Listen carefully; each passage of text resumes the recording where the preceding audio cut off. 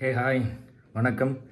So இப்போது ஒரு live ஒன்று கொண்டு போனோம். அதில் வந்து முதல் 25 நாள், அதாவது வீடியோ 1லேருந்து 25 வரைக்கும் இருந்த கேள்விகளில் வந்து ஒரு 100 கேள்வி, அதிலிருந்து ஒரு 100 கேள்வி மட்டும் எடுத்து ஒரு டெஸ்ட் மாதிரி நடத்தணும். அதில் நான் ஒரு கொஸ்டின் தப்பாக சொல்லிட்டேன். ஜியு போப் அவர்கள் வந்து திருவாசகத்தை மொழிபெயர்த்தது 1900. அதை வந்து நான் 1990ன்னு டைப் பண்ணி கொடுத்துட்டேன். அது ஒரு சப்கான்சியஸாக 1900ங்கிற மாதிரியே கண்ணில் அப்படியே ஞாபகம்.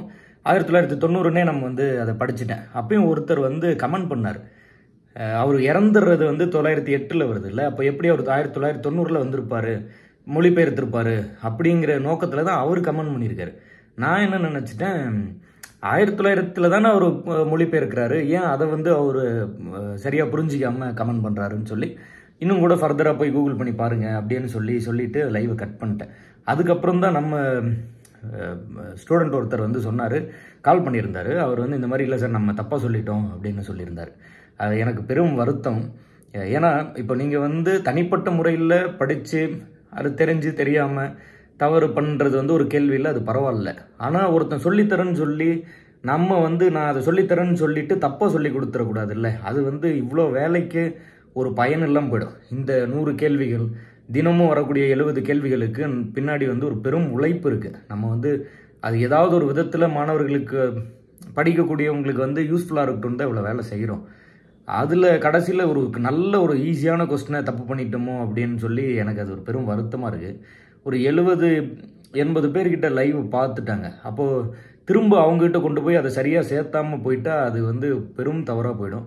அதனால் முடிஞ்ச அளவுக்கு நீங்கள் வந்து உங்களோட சக தோழர்கள்ட்ட தெரிஞ்சவங்ககிட்ட அதை வந்து ஷேர் பண்ணிடுங்க.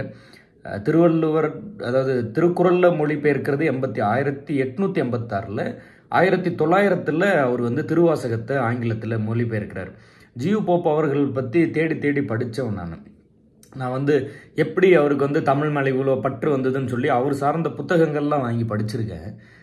ஆனாலும் ஒரு ஃபேக்சுவல் டேட்டான்னு வரும்போது தப்பாக சொல்லிட்டேன். இது என்னோட தவறு, முழுக்க என்னுடைய தவறு. அது தமிழுக்கு மட்டும் ஒரு பெருமை இருக்குது. அதாவது நான் எப்போவும் மனசில் வச்சு வேலை செய்வேன். அந்த தமிழ் பற்றி ஏதாவது வீடியோ பண்ணும்போது கூட, இப்போ நக்கீரர் வந்து சிவனை கேள்வி கேட்டாருன்றது அது உண்மையா பொய்யாங்கிறது வந்து 2வது விவாதம். ஆனால் பிரச்சனை இங்கே என்னென்னா, அது யாராக இருந்தாலும் தமிழ் மட்டும் தவறு பண்ணிடக்கூடாது.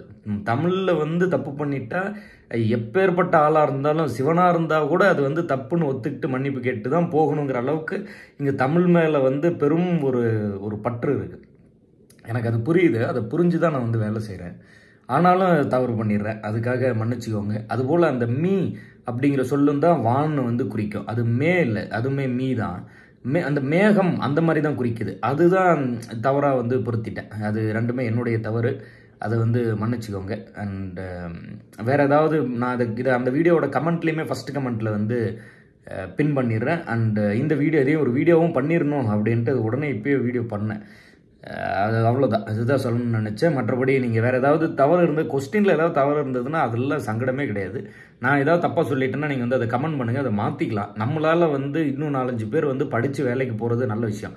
ஆனால் அப்படி இல்லைனா கூட நம்மளால் ஒருத்தங்க வந்து ஒரு கேள்வியை தப்பாக எழுதிட வேண்டாம். அதில் வந்து அது வந்து எந்த விதமான ஒரு சமாளிஃபிகேஷனும் இல்லை. அது வந்து நெஞ்சுரத்தோடு வந்து அந்த இதை வாங்க தயாராக இருக்கும். ஒன்றும் தப்பு இல்லை. தப்பு பண்ணிட்டோம், அதை வந்து அக்செப்ட் பண்ணிக்கிற தைரியம் இருக்குது. அதனால் நீங்கள் வந்து அதை எப்படியாவது அதை வந்து கவனிச்சவங்ககிட்ட கொண்டு போய் சேர்த்தணும். நான் கமெண்ட்லேயும் சொல்லி கமெண்ட்லேயே பின் பண்ணி வச்சிடுறேன், இது பண்ணிடுறேன். பார்த்துப்போம் சார். நன்றி, தேங்க்யூ.